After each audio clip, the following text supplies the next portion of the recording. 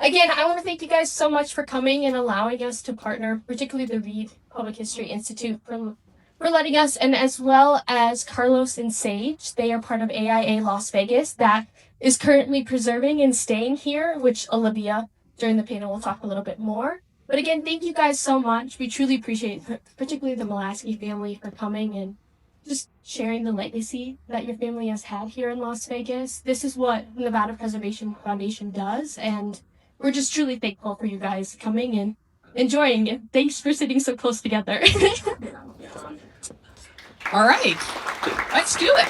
So afterwards, feel free to walk around, look at the stuff, ask us questions. We're happy to tell you anything. As many of you know, this house was actually built by Irwin Molasky as part of the Desert Inn Estates. And I would like to call up, we have some Molaskys. Let's bring them up because they're answering the questions. So bring some of them up. Alan Molasky. Alan, we have Beth. We have Beth. You get to go first. I get what? You got to go see Andrew. Yes, come on in. Come on, you're up next. I feel like a game show host. Let's move these guys off. Great. Excellent. And everybody make sure you leave with your gift bag because they're super cute. We have a couple cuties. Stephen Molasky, come on up. You are right there. Beth Molasky. Now, if you want to hear a great piece of... you more comfortable? You want to sit there or you want to sit there? It's up to you. You want to do it? You're doing it. We got a seat for you. Yeah, you do it. Everybody. If you want to hear a great piece of Las Vegas history, I would definitely say to take a look at Beth Molasky's oral history that she did with David Schwartz. Do we have David here tonight? There he is. Come on up. I'm bringing David Schwartz because he knows a lot more than I do about the Molaskys. That is your seat there at the end. He is a historian, UNLV affiliated, and he was the one who did a lot of the oral histories for the Molasky family. So we got some questions for you, David. Thanks so much. Author, historian, UNLV, guy. So we're happy to have you, David. Thank you for coming. Listen, so I wanted to start off. We have everybody introduced, correct? We have one person who has not been introduced. Olivia, you are a historian of architecture, correct? Correct. And you have a little bit of something to tell us about the house itself. Can you give us some historical background? Sure. So my name is Olivia White. I'm an architectural historian and I'm a member of MPF's programming committee. I just want to give a little context, a little history of the house, where we are. Is it anyone's first time being here who's never been to this house before? Okay, a lot of you. That's great. That's great. So, as was mentioned, this house was originally located in Desert Inn Estates developed by the Molaskys. This was one of the earliest sort of luxury housing developments in the valley at the time. There were going to be 51 custom homes built around the golf course. It was a really posh neighborhood. At the time, at least one of the houses in the 50s sold for $32,000. Now, I know that sounds cheap now, but that's more than double what a tract home in the 50s would sell for. For instance, my 1951 tract home sold for $8,900 at the time. So you can see the level there. I saw an ad in the RJ where at least one of the houses in Desert Inn Estates was listed for $50,000, which was a fortune at the time, right? These were quarter-acre lots. These homes had all the modern conveniences. They had fully electric kitchens. They had dishwashers, garbage disposals. They were set up for TV, the new thing at the time. And in 1958, Antonio Morelli had been, the orchestra director at the Sands. He'd been there for a few years, and he decided it was time to, settle down in Las Vegas. So this house was completed in 1959. It was located at 52 Country Club Lane, which was originally Twain Road. It was set on the golf course, and most of these homes had swimming pools in Desert Inn Estates, and most of them had swimming pools in the backyard, which you think, yeah, of course, that's where the swimming pools goes. But you see this wall of picture windows. This fronted on the second green of the golf course at the time. Privacy.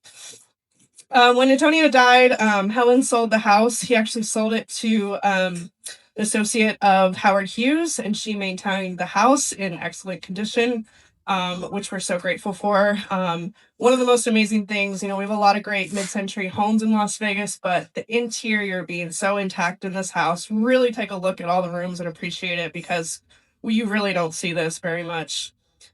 So after that ownership of the home, the Junior League came in. And if you're not familiar with the Junior League of Las Vegas, they are a women's service organization that actually celebrated 80 years this year. And in the late 1990s, the Junior League of Las Vegas had grown to be quite large, and they were looking for a new headquarters building. They had been very committed to preservation and to history in the past. The Beckley family actually donated their house to the League as part of a preservation project, and the Beckley House is one you can visit at the Clark County Museum today. And they also helped start a Ghost and Gill from the Nevada State Museum. So they were really committed to preservation and history at the time. They purchased the historic Whitehead House, which was on North 7th Street near Las Vegas High School, and they planned to relocate it. They received grants. They were all set to go. One of the nice things about that house functionally for Junior League is that the first floor was all intact pretty much, but the second story had been renovated. So they planned to further renovate the second story for their Junior League offices and use the first story for events and things like that. They didn't have land for the new house yet when they planned to move it. So they moved it to a temporary location. And unfortunately, vandals got a hold of it and it caught fire and it burned, which was really devastating for them. This was in the year 2000. So they decided to go back to the drawing board. And at the time, the Molaskys were redeveloping the Desert Inn, as we know. So they approached Junior League about moving the house. One of the unique things about the Morelli House is that it was on a raised foundation, whereas most of the homes in the neighborhood were on concrete foundations. Now, I'm not going to say that made it easy to move, but it made it a little bit easier to pick it up off the ground, and it was actually moved fully intact in one piece, except for a studio portion that's gone. So it was moved in September of 2001, and there were soil issues at this site at the time, so they had to do some work, but League moved in 2003. They completed a rehabilitation of the house. They started giving tours in 2007.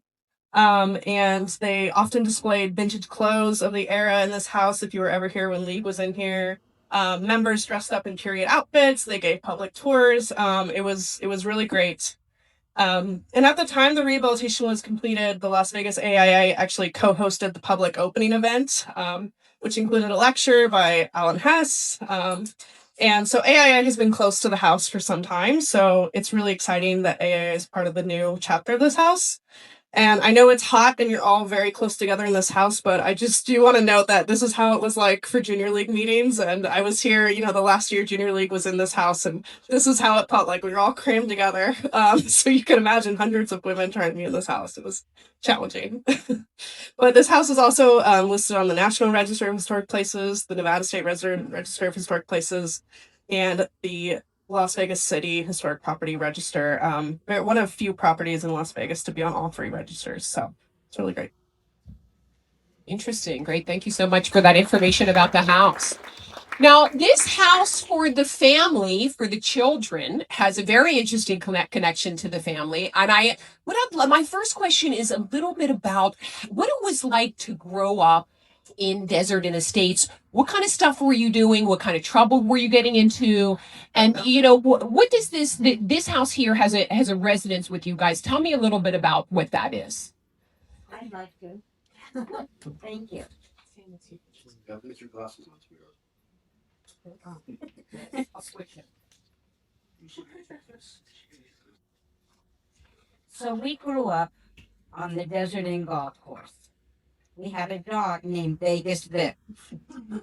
Our dog used to chase us on the golf course around and around. Remember that, Stephen? He chased everything. He chased everybody. And then there was Louis Prima and Keely Smith, who were very important people at that time. They lived on one side of us. Yes, they lived on one side of us. And Betty Grable and Harry James were there too. Also, the Adelson family, Yale Cohen and Debbie Cohen and Gil. And then Kirk Krikorian was there. Also, the McRae family. We used to hit golf balls at Kirk's house. Yes. We used to hit golf balls also by when the Jacobs family was there. Yeah, in the center. In the center, yeah. Anyway, the McRae family was there, the Jacobs family, and Parvin and Ted and Lauren and Leslie. And then on the country club, we used to go and ride our bikes to the country club. And I remember this for a long time now, that we'd sit at the counter and we'd eat hamburgers at the snack bar. But I remember this young man that was with me, and he was so nervous because he didn't have any money and he didn't know what to do. So he couldn't pay, but I just signed a check. So we did grow up on the Desert Inn Golf Course, and we've had the best time ever. It was a wonderful experience for us, and I'm glad that we got to do that.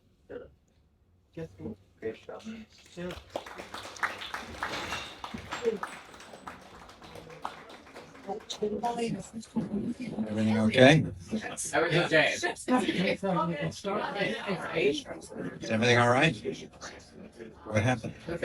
Picture frame, it's okay. All right. So I'm Alan Molasky. I grew up in 43 Country Club Lane, 735-4363. That was my phone number when you were a little person. When you grew up in those days, you had to know your phone number. And it was like drilled into you. 735-4363. You're missing 3 numbers. They didn't have 702. And I didn't realize how fortunate we were, to tell you the truth.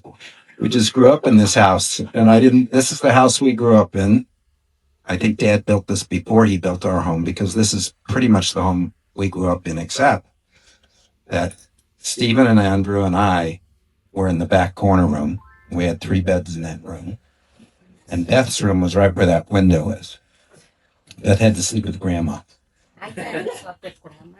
Oh, Yeah, when she would come into town. when she came into town. Yeah. And our parents' room were this room.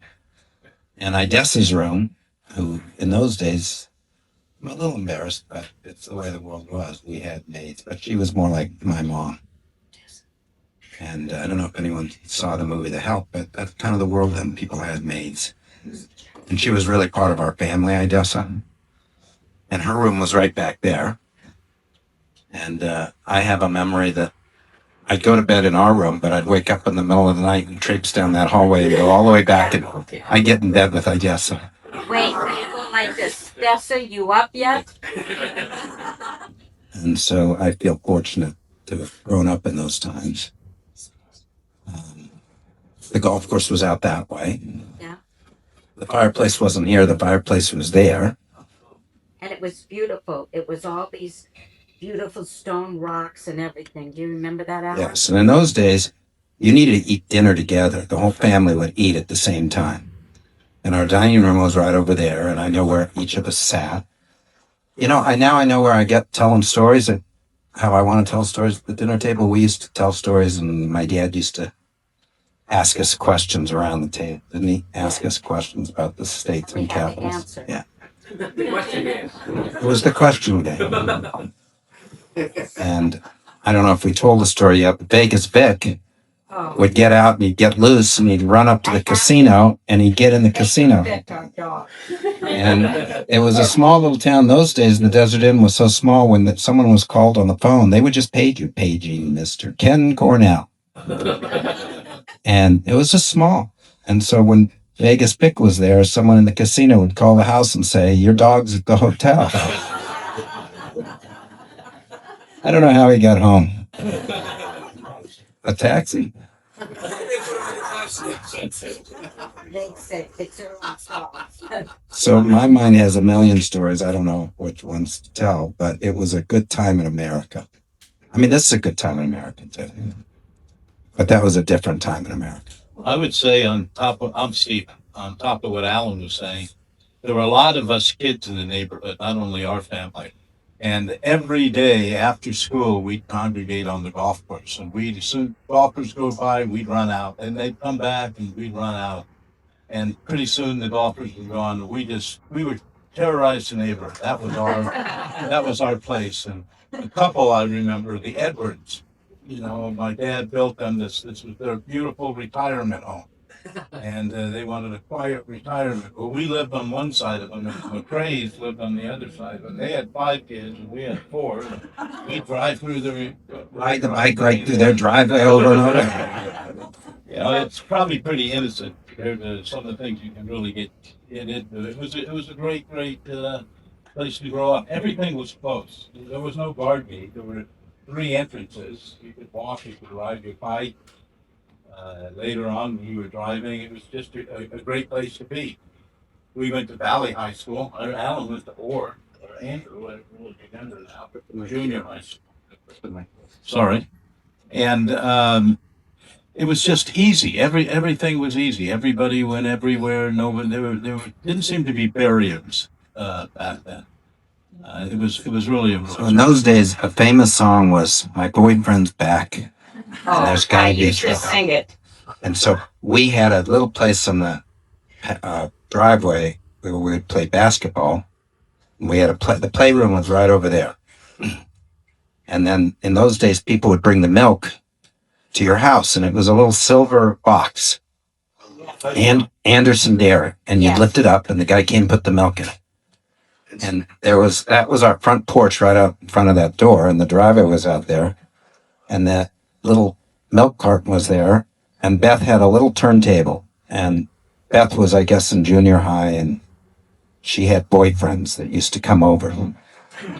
And Well, I did have boyfriends. And she would play the little record player there. My boyfriend's back and there's gonna be trouble. Hey, Laura, hey, Laura. Yeah. My boyfriend's back. I can't believe I remember that.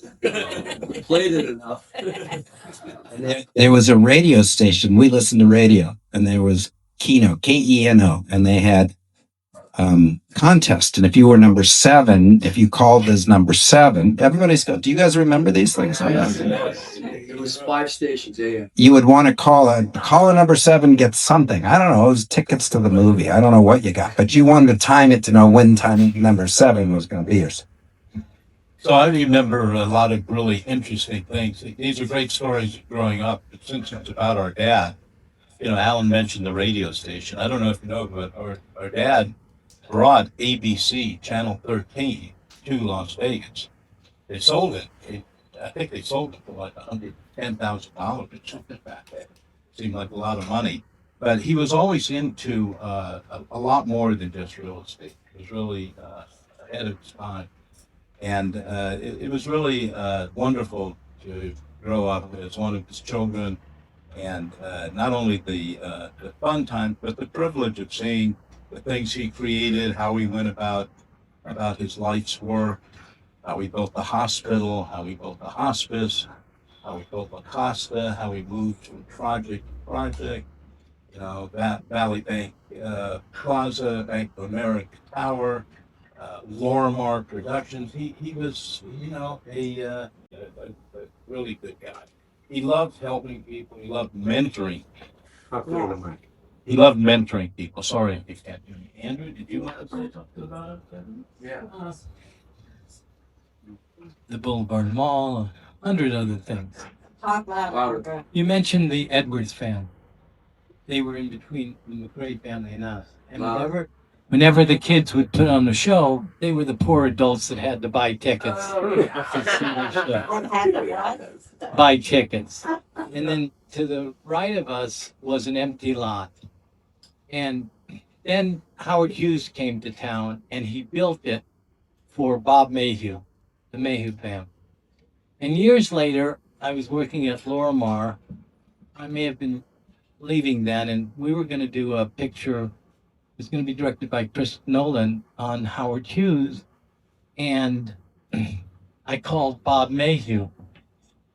And I said, Bob, I haven't talked to you in a long, long time. I'm Andrew Molasky. He said, oh, yeah, your brother Alan used to leave his bike in my driveway every day. Yeah. So that lot was empty, and I knew I wanted to be a builder because I wanted to be like my dad. But they were building houses, and we thought that it was scrap wood at all these houses. So we'd march across the golf course, take these big sheets of plywood and 2x4s that we called scrap wood. I'm sure it was real wood. And we take it over into this lot and we would build forts. We built a little road and we built forts, and we didn't have a structural engineer, and we built a 3-story fort. 3 stories. And one day I was in that fort with Charlie McRae, who was a lawyer for Southwest Gas later in life. And we were in the top of that thing and it just fell in, and we were okay. And before We got red tagged? the empty lot, everything was sticker bushes. And I don't remember who, we used to have sticker bush fights with other kids. Oh, I do remember. I didn't do it, but you guys did. Alan, 5.5 years younger than me, such a cute kid. So on the weekends, Charlie and I would go to Stop and Go, and we'd buy sodas for like 7 cents a can. And then we'd set Alan up on the golf course. Too. I remember It Alan. was so cute. And I'd go up to the people, I'd say, "Excuse me, would you like to buy a Coke?" For a quarter. I'd sell, and they'd buy it for a quarter, and he took all the money. He went to my dad. He did that to me my whole life. He went to my dad and said, "Hey, he's only paying me a half cent a can." I wised up at about 50. So, he ended up getting a penny a can. You get a penny. We got shut down then too. The DI golf course was mad at us. We were They were trying cutting into their revenue Yeah. because we were ahead of their machines. So now Stephen gets the great idea. Let's sell golf balls. So we don't have any golf balls. You went in the lake. So he sent, now in those days, the lakes were full of water that's called affluent water. It's basically sewer water. Okay. So he sends me, and of course, if he told me to do something, I was going to do it. And I'm walking through these lakes like this. And I'm getting the golf ball. And I can't believe I didn't get a disease, but we would get balls and we'd sell the balls with the.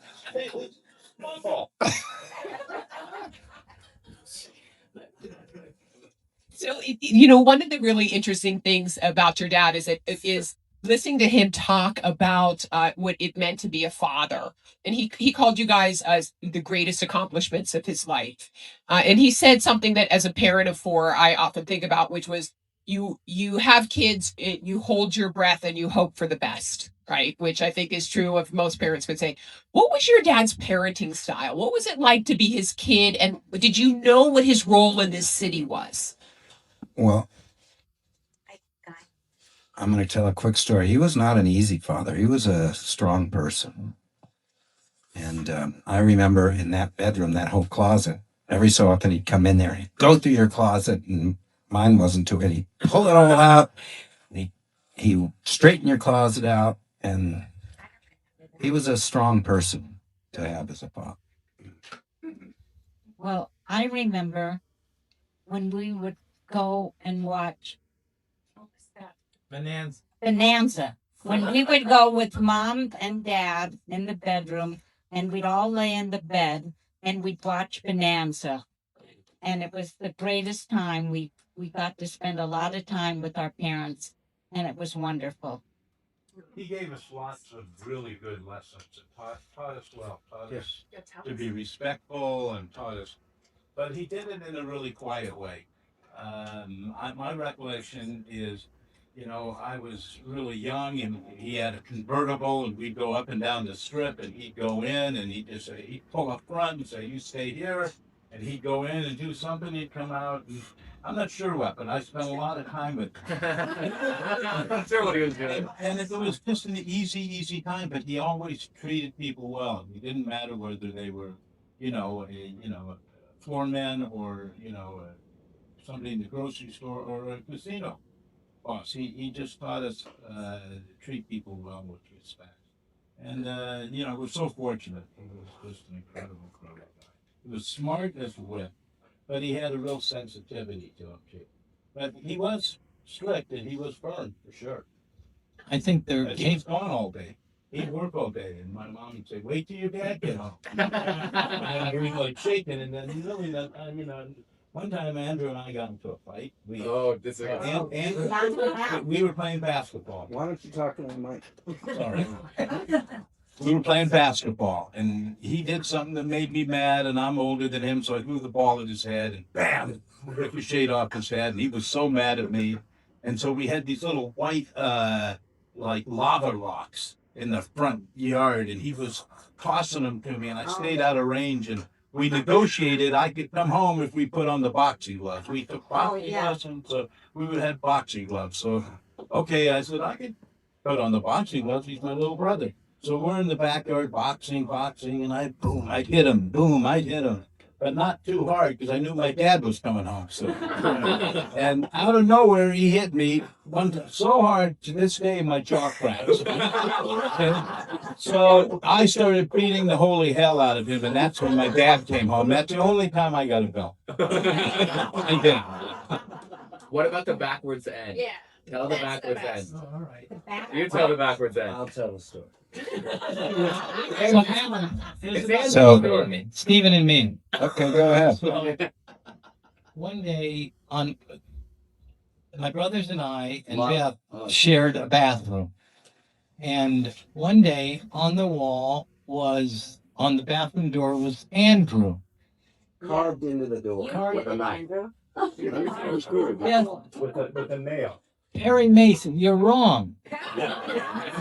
I didn't do that. And the parents interrogated everybody and they decided I had done it. Couldn't I- do your ends backwards.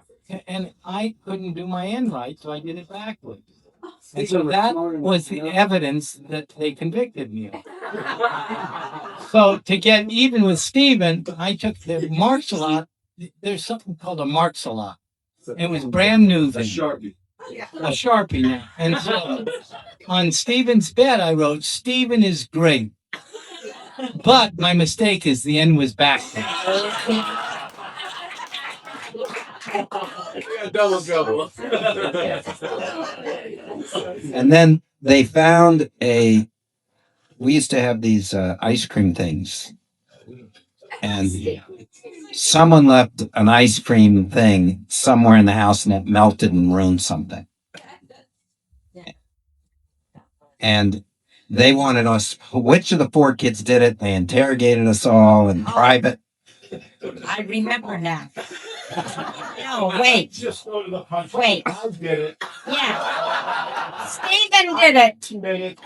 He didn't admit it, and we didn't get to have dessert for like a whole week. Finally, really, we didn't get dessert. And then finally, Stephen said he did it. Nobody confessed. They just wanted to get us out of punishment. And they said somebody confessed. Stephen never confessed. But just it. Stephen and And Alan's confessing. Alan. I also saved my father's life. Yeah. Talk into the mic. you did. Can everybody hear me without the mic? No. So there's this beautiful sunken tub in this house. Our house had this beautiful sunken tub, much bigger, tub shower, and all this glass around it. Well, my dad didn't know he had a bleeding ulcer, and he played 18 holes of golf that day, and it was hot. And then he remembered he promised me, so we played 18 holes of golf, and he was real tired, and it was just him and I home that night for some reason alone. And in the middle of the night, he came crawling in my room, and his back was covered with glass. He had fallen through the glass shower of a house just very, very similar to this. And I was 15 years old. I know it was a different night. I didn't have a driver's license, but I got him to the hospital and saved his No, life. It was a I that called that Marvin. was a different story, different time. Yeah, because Marvin came once and picked us up. Your appendix. To houses. Yeah. We could probably go on for much longer about our stories, and we're lucky, but I think we're here to talk about Irwin's houses. So I'm not quite sure how Irwin ended up building the houses on the Desert and Golf Course. I think we were assuming that was his relationship with Allard and Mo and their relationship with the people that were running the Desert and Golf Course. And I think when they built the Desert and Golf Course, they were into building a casino. They just happened to have the land around the golf course, is my summation. And so I'm assuming they partnered with the Desert End people to build these houses. And as we've been saying, the people that moved in the Desert Inn houses were people that were executives at the casinos. And then it worked so well for them, I think they then said, let's go do Paradise Palms, which is part of the reason I think we're here to talk about Paradise Palms. And I remember in that bedroom, Dad brought home a map with all the streets, and he knew that he wanted the theme to be Indian. I don't know if you're allowed to say Indian today. In those days, they were Indian names. Today, it's Native American name. And so he asked us all to come up with different Indian names, and we were sitting in the bedroom, Sioux, Comanche. What's your recollection? It was the dining room table. It was the dining room table. No, we were at the dining room table when we would go over it. But I remember Betty Grable and Harry James and the Adelson family because they grew up on the golf course with us. You remember that? On the Stardust Golf Course, which now is the National, Las Vegas National, that was my home golf course in high school. And so I think we knew, 4 out of 5 families that lived in the Paradise Palms area. And my wife plays golf as a member there now. And a lot of those homes are beautiful. I don't really know anybody here who is part of that group. Is this encompassing that also? Yeah. And so. Yeah. Do you live there? Do you live on the course? I have a rental property, but we're on the north side, so we're not on. I'm not on the golf course. Oh. Our home was on an IPT in the home for 9 years. Did a big restoration. It was featured in the Palm Ranch magazine. I've been in a few of them. They're just so restoration, so beautiful. Some of them are terrible. It's run down, but some of them are just really, really beautiful. And the design of those, the butterfly roofs, and those were like cutting edge when those were designed and built, and they held up incredibly well. And he brought in one of the things that's really interesting about Irwin and Paradise Palms in particular was he was really proud of that architecture and the role that architecture played in shaping Las Vegas. Do you guys have, and Olivia, feel free to chime in, what the role of mid-century modern architecture, in particular with Paradise Palms, plays in sort of the legacy, its legacy here in Las Vegas? So Las Vegas is very much a 20th century city, right? And our architecture is unique for that reason. And the mid-century homes in Paradise Palms that were on the golf course, the Desert Estates, they're really important to Las Vegas's architectural legacy. You're gonna find homes here in there's mid-century homes in LA and Phoenix, but we have a particular style here. It's a little bit different here. And it's really exciting to see sort of the preservation efforts that are going on with the mid-century homes here, because they're so important. They tell the story, of who Las Vegas was, of who built this city, who was living here, who was moving here, what they were doing in the city. Folks like the Molaskys, the casino folks, things like that. It's really special. It was a great place to grow up. You sort of had to dress up when you went out in the old days. Maybe not the kids, but adults, they all dressed up. And where did you guys buy clothes? I know that I remember Alan talking to me a little bit about going with his dad to work at the commercial center and going and shopping there. Where did you buy clothes? Where did you buy food? Just to get it on the historical record. I'm not sure where we bought the suits, but in that shopping center. What's the name of that shopping center? In Commercial Center is the Q Club, which is actually still there. Was owned by the county, I think. And they bought the land around, and then next to it was the Ice Palace. That's where all the concerts were held, at the Ice Palace.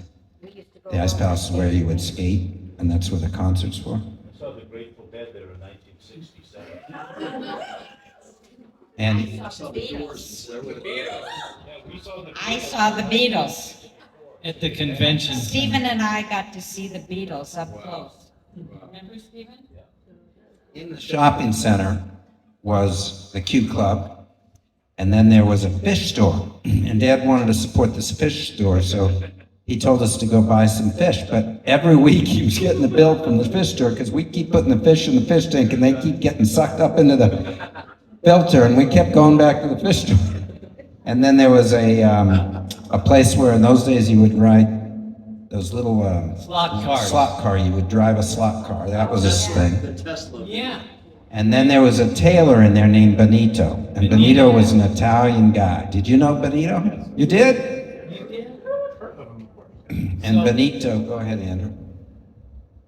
Benito made this tie with the naked lady on the inside of the tie. That's what you remember. No, no. There was this, at the Boulevard Mall, which Dad built, there was a store that all the kids went to. I'm trying to think of a name, I can't. And then if it needed to be fixed or altered, he'd take it to Benito. And Benito, there weren't that many foreigners in Las Vegas, and he had this thick Italian accent, the coolest guy. Not cool, but a nice man. And then in there was, well, that was another shopping center. DiMartino's was a restaurant people would eat at. Oh, I know where clothes were. Right where the Desert Inn Hotel on the Strip was a place called I. Magnin, not Joseph Magnin. It's not I, it was Joseph. I think it was Joseph Mann. Wasn't it right on the Strip, right near the hotel? That's where nice clothes. And then they brought Pennies and the Boulevard Mall were all those stores. Sears was like Amazon in those days. Sears was everywhere. Everybody went to Sears. And tell us a little bit, Alan, about your dad's role in bringing a lot of these big box stores to Las Vegas. I mean, I think this is one of the really interesting sort of legacies of Irwin is that he brought shopping to Las Vegas, not just the Boulevard Mall, but a lot of the other shopping centers around here. You know, this whole process has had me thinking about how did all this happen. Irwin never got into the gaming business, and I'm sure, knowing the people he did, he thought about the gaming business. Irwin comes through Las Vegas. He's, I'm guessing, 25 years old. He's on his way to California. His sister's husband is building homes in California, and Irwin had built some veterans houses that you saw there that he sold for like $6,000 in Florida. That's where Beth was born. And he's coming across the country on his way to California, and he stops in Las Vegas, and I can just imagine him seeing this desert all next to the Strip. You see all the Strip, but it was all desert to the east. And I think he thought of himself, I probably couldn't have gotten into the gaming business in those days. And he thought of himself, well, he saw such opportunity that he could bring the schools and the shopping and the places, the houses for people to live in. And I distinctly remember him telling me, I thought all of us, look, because back then it wasn't gaming, it was gambling, and it was a dirty business. And he told us, don't go into it, become builders. And we all became builders and developers. And David, do you want to give us a little bit of context, historical context for, the sort of challenges that Irwin Molasky would have faced in the 50s and 60s, but also some of the opportunities that were here in Las Vegas, sort of in the broader context of the casino industry, but also the development of real estate? I would. Can people hear me? Yes. Good. So as we're talking about everything that Irwin did, with the hospital, with the shopping, with the housing, I'm thinking of the video game Sim City, where you literally build the city, boom, industrial, commercial, residential, and what a remarkable opportunity. He actually played Sim City with a real city and built a real city, and the opportunity and the challenge were the same. There really was so little here, when they needed that private hospital. And, I was lucky enough to interview him, and it is a real honor to get to interview somebody as they're looking back and talking about what's important. Of course, one of the things he said, the most important thing, family, but also bringing the hospital, the shopping. And in so many ways, the Las Vegas we live in now is such a creation of Irwin that it's impossible to imagine the city in any other way. I think that really says it right there. Can I say something? Is it even? You were loud. There you go. Okay. Good. I could hear it. All right, good. What? Thank you, Dave. And there was no financing available. Today, I mean, back then. Today, back then Las Vegas was redlined. There was no big financing, and it was really, really a challenge. So my dad always was very, very creative in getting these projects done. Oh, I know what I wanted to say. I remember when Dad built Sunrise Hospital, and I was a candy striper. And I was a candy striper for a long time, and it was a wonderful experience for me. So, Candy Striper was a volunteer organization, and I think they were mostly women, I remember. And they had a certain outfit, and these women would volunteer, and they had thousands of hours. They wore a pin, like 20,000 hours. They would volunteer their whole life at the hospital. Like an assistant nurse. Yeah, but back to financing, you can't build anything without financing. And major banks were not allowed to come to Las Vegas because of gambling. They couldn't do it. And without Perry Thomas, Irwin would be nothing. And I'm not quite sure how they met, but Perry Thomas was Valley Bank, and Perry financed Irwin on almost everything. Other than Irwin met people from the Teamsters when he went to do La Costa. And I only have good memories of the people that I knew from the Teamsters, but I think we all know that the Teamsters, there's some characters in the Teamsters. Jimmy Hoffa was part of the Teamsters. People got murdered. People got murdered. A good friend of our father's, a very good friend, Mr. Dorfman, who was a really first-class man. And he was murdered. Wasn't he murdered? And so, that was Irwin's way of financing. And for me, that was a difficult story because that financing that Irwin did, which was just to build a resort, chased my father for his career. And my father was believed to be part of the mafia. And he was not. And there was a big article written in Penthouse magazine that did everything it could to associate Irwin and Merv and Allard and Mo as mafia and La Costa. And it was incredibly painful. Irwin had a lot of challenges too. It wasn't all fun like we're telling. Irwin had tough times. And Irwin took it on, they all sued Penthouse and spent many years of their life in this trial. It's a sad time, but it's a real part of the history. And I actually think it maybe made the story even bigger than it would have been if he wouldn't have sued, but it's a part of Irwin's history. Well, it goes back before then. He did, but it goes back before then. Vegas was always the target, and it always will be a target. It's Sin City, like you say. So that's part of the Lord. And any questions that people might have that we might be able Yeah, to? I mean, I think let's do. I have a final question, then we'll pass it out to people, and we can have some people ask.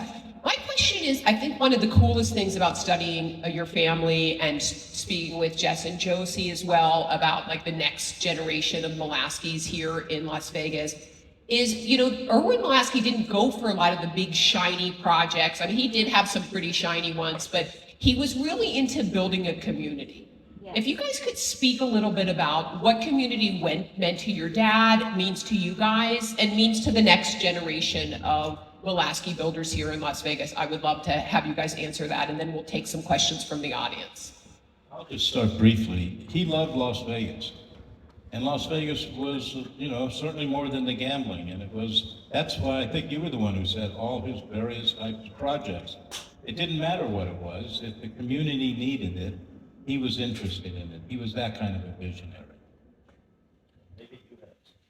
I don't know why it keeps coming to my mind. They named a school after my dad, Molasky Junior High. And for the 2 years they were building it, the kids were taught in the trailers. Now the day comes to open it, so everybody walks from the trailers about a mile to the new school. And I'm 20 feet in back of my dad, and there's some kids up with my dad. And one kid says to my dad, "What's your name?" And he says, "Irwin Molasky." And the kid says, "Oh, I thought you were dead." And then the kid next to me says, "What's your name?" And I said, "I'm Andrew Molasky. They named the detention center after me." But about community, Dad didn't say it in so many words, but, and I'm not getting political, but that's what I love about America. Through hard work, I had every advantage a guy could possibly have. I'm the luckiest guy in the world. But the community, I think we all learned, if people work hard, the community thrives and people are for each other. I have a comment about community. You know, he started the Desert Inn golf course, and the Desert Inn, it was a community. It was the country club and the people. Everyone knew everybody. There was a little community. And he saw that that was successful, and he did that. He copies the same blueprint, and he goes and he does Sahara Nevada golf course, and there was a community. Then he did Winterwood, and it was a community. And he realizes I can sell real estate and houses around a golf course. And then they go and they did La Costa, and unfortunately they tried Ritter Ranch, but he saw communities and not just building a house, but it was a housing community. And not that we would ever be able to duplicate Irwin's work, but we're trying to build communities in a different way in our apartment projects. And he was a huge believer in UNLV. And so he'd be very happy knowing that all of the people here have this interest. And yeah, he was just a huge believer and put a lot into the foundation and put a lot of his life into helping UNLV grow and help it become what it is today. He was an incredible benefactor to UNLV, from being one of the people to donate this first plot of land, to he built the Interfaith Center. He built various buildings on campus. He founded the foundation. I think one of the coolest things for my students in their research all over town has been seeing that it all came back to us at UNLV, and to see the influence that he had at UNLV and what it meant to him. And he understood what it meant to have a world-class institution in this city. And he fought hard to develop it and keep it here. And I think that's a super important legacy of your family. So on behalf of UNLV, thank you for that. So thank you. Thanks, Irwin. I'd love to, Alan. The story of the land is an interesting story, and I think I have it right, because there was a story when someone interviewed him and he repeated this. So I told you that Perry Thomas really financed Irwin. Irwin bought this amazing 50 acres where the university is. I think it was 50 acres. Is that how big it was, Deidre? Yeah. And Irwin had plans to develop it. And I believe he gets a call from his banker and friend Perry Thomas, and Perry says, "Irwin, I want you to give this land to the university." And Irwin said, "What the? Are you crazy?" And I don't know that Irwin had a choice. I don't really know the story, but that's it. Yeah, I remember that. Well, I guess when your banker tells you to do something, you really, it's in your best interest to do it. Good for him. Don't worry. Yeah. Yeah. And he did. Yeah. Yeah. Often. Okay. Does anybody, I'd love to take 2 questions from the audience. Do we have anybody that would like to ask a question to the Molaskys about their dad or about the development of Las Vegas, but more broadly to our experts? Oh, yes. Yes. Here we go. We have a question asker. Thanks, Molaskys. This is wonderful. I've been here for 23 years, and I know that your father has left a lasting legacy in this community. My question is, if he were with us today, how would he want to be remembered as? I don't think he was real focused on that. Yeah, he didn't. I don't think he would be embarrassed. I think sitting here, I think he might have been I don't think he would like this. I really don't. He wasn't like wanting to be remembered. I don't think. He didn't like the limelight. He would tell everybody today, and he told everybody the last 20 years, it was like, now it's easy. Yeah, now it's great because everybody will finance you. you have a good idea and you have a good plan and you have a good capital structure and you know what you're doing, you're going to do well here. And so back then it was really risky. That's what he would tell everybody. He'd be so pleased that, this city, he loved this city. Yeah, one time someone asked him, could you, he ever remember him saying, could you ever imagine that Las Vegas would grow into, at the time it was a city of 2 million people? And his answer was yes. Yes. When I think that really said it all, is he sort of saw the vision and he believed in the city. Any other questions from the group, from the crew? Excellent. Well, with that, we will say where we have one, Amy? One quick one, which is, what would he think of Las Vegas today? Still, like architecturally and community-wise, and how it is flourishing or doing what it is doing. I think he would be proud. I do too. I think he'd be saying, yeah, He this saw is, it not too many years ago. He was right here not too long ago. He loved what he saw. yeah, he'd be happy and excited for the future. He'd definitely be happy and excited. He'd be doing a deal. He would be doing a deal. He's doing a deal right now. I would imagine so. I would. 18, so 36. Please. Final word, Alan, please. What do you think he would say about Las Vegas today? I don't know. I just know he loved the city.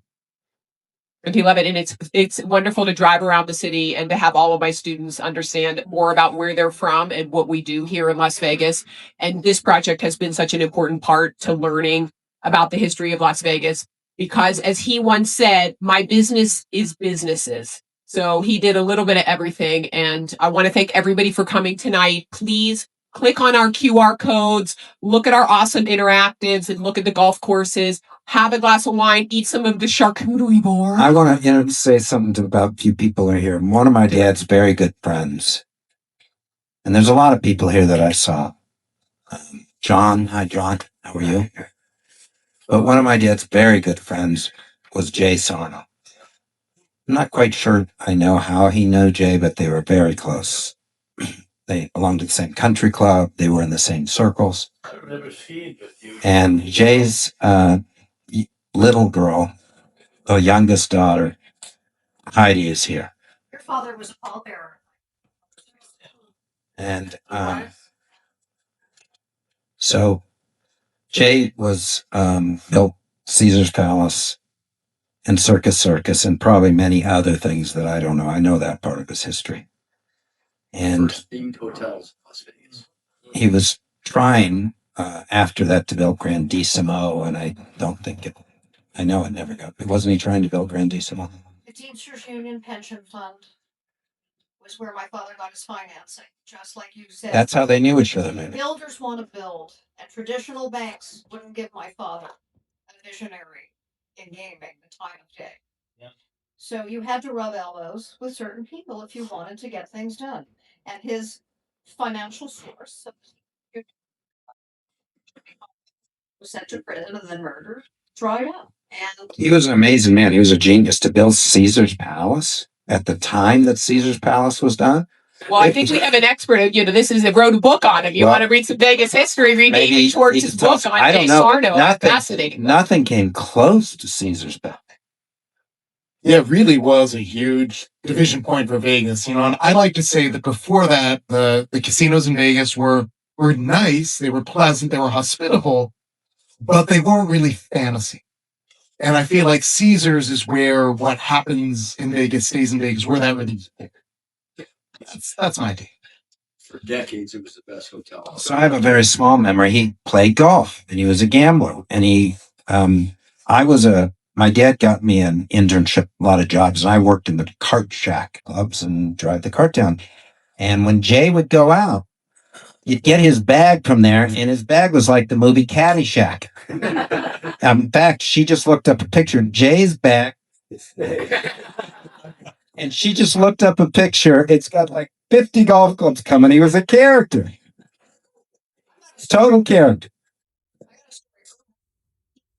he was on the 18th. He was still in his business suit. He took a golf cart to the 18th green. Do you know the story about the putt? And my dad was just coming in around finishing a whole round, and he goes, Irwin, 25,000 on this putt. I'm gonna make. He goes, you can't make this putt. It was a long putty. Really, my father was the club champion for putting, but it was an impossible putt. My father made the putt. 25,000 and he got that the card. Yes, he gambled. That's amazing. Well, thank you all for coming tonight. Have a drink, have some snacks, learn some more stuff, and thanks again. Woo-hoo!